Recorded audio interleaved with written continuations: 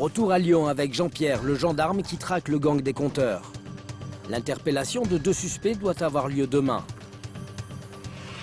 Pour préparer l'opération, il doit obtenir un maximum d'informations sur l'endroit où ils vivent. Et vous allez voir qu'aujourd'hui, Jean-Pierre va avoir droit à un repérage un peu spécial.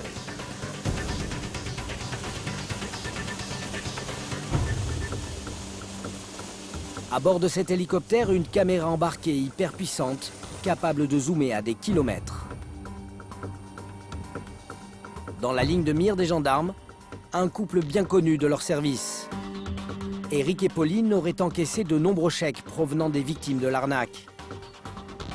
Ils vivent dans un campement, ce qui rend leur arrestation particulièrement délicate. Ils sont isolés, donc encore une fois, ils se connaissent tous. Et donc, dès l'instant où vous avez un étranger qui pointe son nez là au milieu, forcément, il est repéré. Mais en survolant les lieux, Jean-Pierre se rend compte que l'interpellation risque d'être plus compliquée que prévu.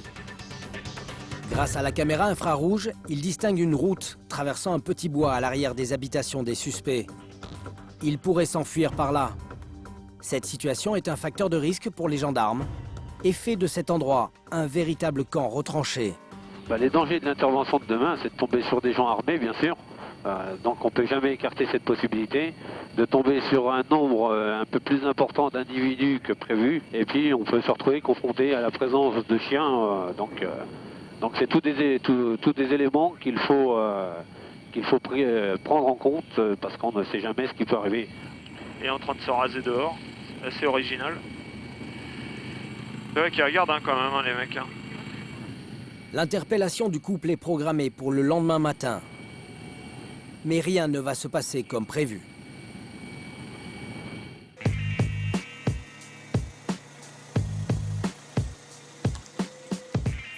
C'est le jour J pour l'enquêteur et son collègue Didier.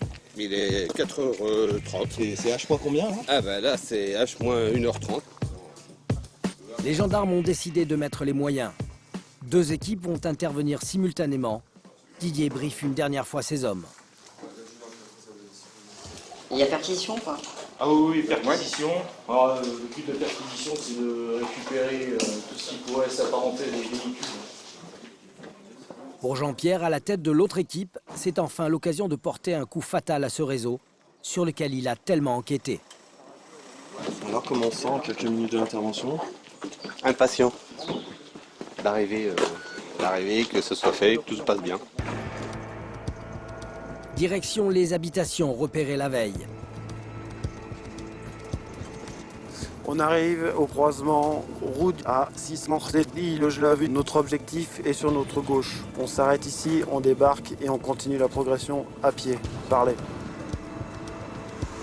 Très vite, les gendarmes prennent position, armes au poing.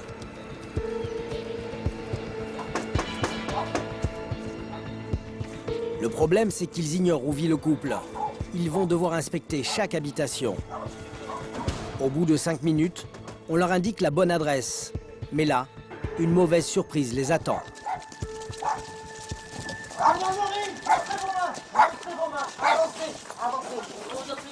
C'est la dame. La dame, elle dit qu'il n'est pas là. Je suis enceinte, allez doucement. Oui, mais j'y vais doucement, il n'y a pas de souci. Le conjoint de la jeune femme a disparu. Il a pris la fuite en direction des bois. Mais un véhicule de surveillance l'a repéré. La traque commence. Donc portez-vous au plus loin. S'il a pris la fuite, il a sûrement rejoint la route pour progresser plus facilement. Ici, c'est un dédale de ronces. Une heure plus tard, l'homme qui s'est enfui n'a toujours pas été retrouvé. Jean-Pierre espère avoir plus de chance avec la perquisition des lieux. Oui, Karine. Ah, d'accord. Très vite, les gendarmes font d'intéressantes découvertes. Plusieurs armes, Une carabine 9 mm. ainsi que des munitions. De combien? Un filtre à café, tu notes. C'est un café un petit peu spécial. Mais surtout, les gendarmes vont de surprise en surprise en fouillant les véhicules garés dans la cour. Donc on a 2 cartes grises hein, pour le même véhicule. Ah, je sais pas. On ne sait pas laquelle est la bonne. Laquelle est la bonne? Bah c'est celle-là mon auto moi. Ouais, vous avez 2 cartes grises? Bah non, il y en a qu'une.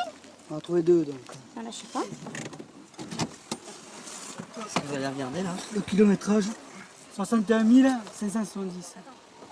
Non, on vérifie le kilométrage pour voir s'il a été trafiqué.